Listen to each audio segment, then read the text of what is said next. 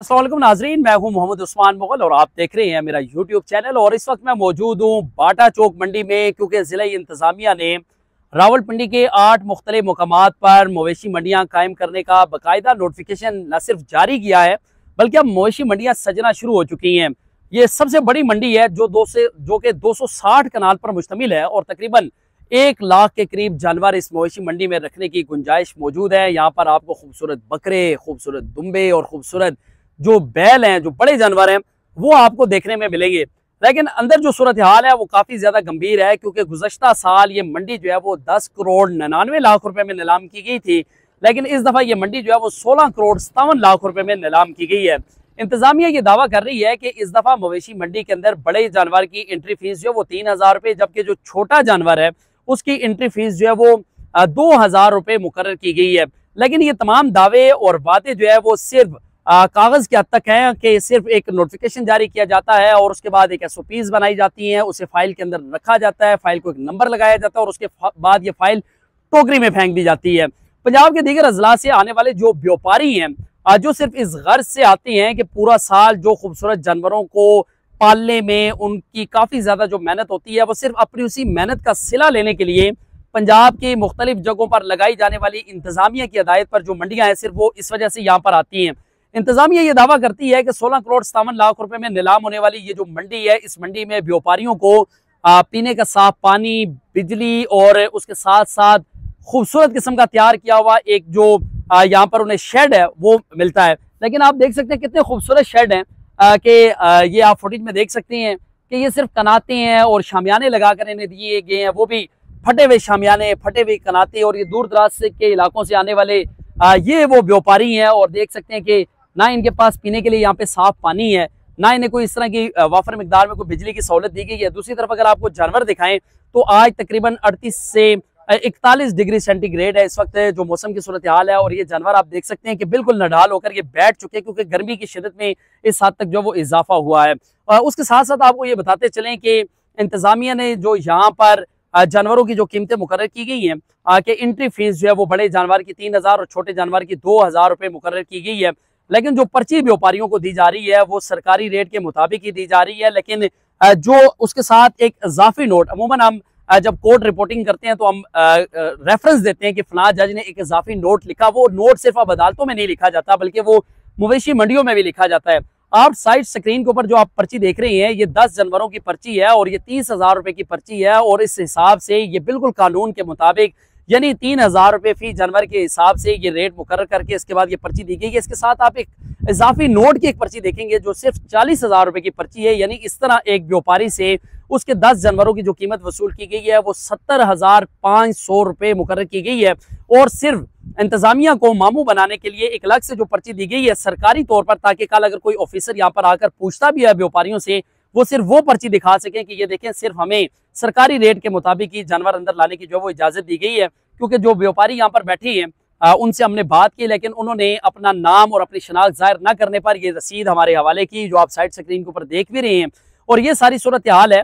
कि जो जानवर यहाँ पर आता है उसके ऊपर जो इजाफी टैक्सेज हैं वो जब आयद की जाती हैं, उसके बाद ये सारा बोझ जो है वो आम सारिफीन जो है, आम जो शहरी हैं, जो खरीदार हैं, जो सुन्नत इब्राहिमी की अदायगी के लिए अपने जानवर खरीदने के लिए यहाँ पर आते हैं, ये सारा बोझ उन पर पड़ता है। इस वक्त बाटा चौक में बड़ी तादाद में जानवर लाए गए हैं, लेकिन गुज़श्ता साल की निस्बत इस साल जो है वो कीमतों में 50% तक इजाफा किया गया है। उसकी एक बड़ी वजह ये है कि बेजार जो टैक्सेस आयद किए गए हैं, यानी अगर किसी जानवर का रेट 3000 मुकर्रर है, जब आप उसके व्यापारी से उससे जो है वो 50% जायद वसूल करेंगे तो वो इसी तरह आपने उसी जानवर की कीमत जो है वो एक खरीदार से 50% से जायद वसूल करेगा। चूँकि इस वक्त जो व्यापारी हैं वो ये कह रहे हैं कि गुज़श्ता साल की निस्बत इस साल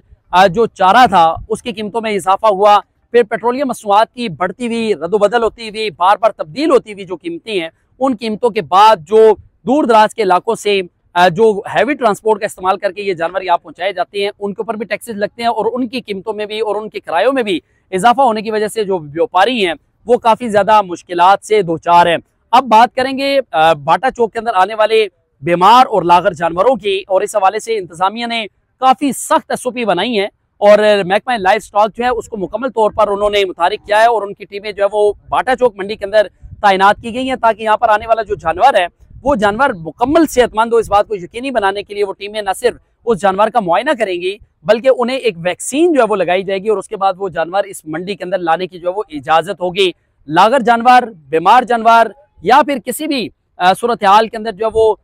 जख्मी होने वाला जानवर या मासूर जानवर जो है वो इस मंडी के अंदर नहीं आ सकता। ये वो तमाम बातें हैं जिनका अफसरान दावा करते हैं, लेकिन ये देखिए बड़े खूबसूरत खूबसूरत जानवर यहाँ मौजूद हैं। और इस तरह के खूबसूरत जानवर अगर आप चाहते हैं कि वो आपके घर का मेहमान बने और आप सुन्नत इब्राहिमी की अदायगी के लिए इस जानवर को अपने घर लेके जा सकें, तो उसके लिए आपको अपनी जेबों में वुसअत पैदा करनी होगी। इसका मतलब ये नहीं है कि आप बड़ी जेबें लगा लें, बल्कि इसका मतलब ये है कि आप अपने जेबों के अंदर जो है वो एक हैवी अमाउंट जो है वो रखें, ताकि जितना खूबसूरत जानवर होगा तो ज़ाहिर बात है उसका जो व्यापारी है वो उतनी हैवी अमाउंट जो है वो आपसे डिमांड भी करेगा। और अगर आप जानवर खरीदना चाहते हैं तो उसके लिए आप पहले पूरी बाटा चौक मंडी का विजिट करें, क्योंकि इस दफ़ा बाटा चौक बड़ी मंडी है। ये यहाँ पर कायम की गई है, कलर सईदा रोड पर कायम की गई है, फिर उसके बाद संजानी पर कायम की गई है, फिर उसके बाद कोहटा,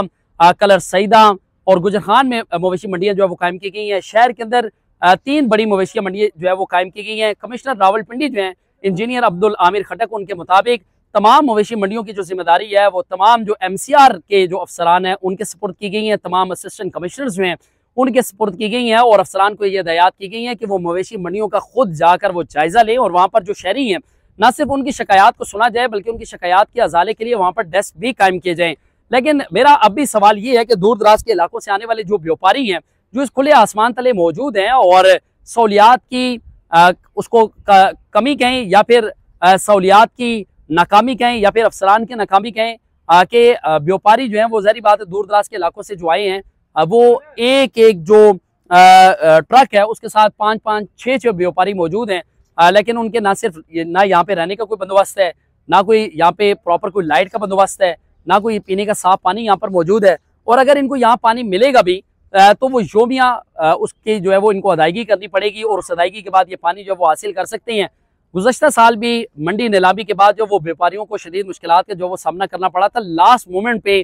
तूफ़ानी बारिश ने इंतज़ामिया की नाअहली और नालायकी का पोल जो है वो खोल दिया था और उसके बाद जो वो व्यापारी जो वो मुंह बोली कीमत तो उनको नहीं मिल सकी, लेकिन जो शहरी आकर उसका रेट लगाते थे उसी पर उन्होंने अपने जानवर फरोख्त किए और वो यहाँ से चले गए। और उसके बाद हमने देखा कि मवेशी मंडी जो है वो किसी अखाड़े का मंजर पेश कर रही थी, यानी यहाँ पर जगह जगह तालाब बनना शुरू हो गए, सफाई के नाकिस इंतजाम थे, गंदगी और गलाजत के अंबार लगे। लेकिन इस दफ़ा इंतजामिया फिर वही दावे कर रही है और गाय बगाए आपको बाटा चौक की मंडी के साथ साथ शहर के अंदर मुख्तलिफ मुकामात पर लगाई जाने वाली 8 मंडियां जो हैं उनकी तमाम तर सूरत हाल और इंतजामात और इकदामात आपको अपने व्लॉग के जरिए ज़रूर आपके गोश गुजार करूँगा। इजाज़त दीजिएगा, अल्लाह ने के बाद।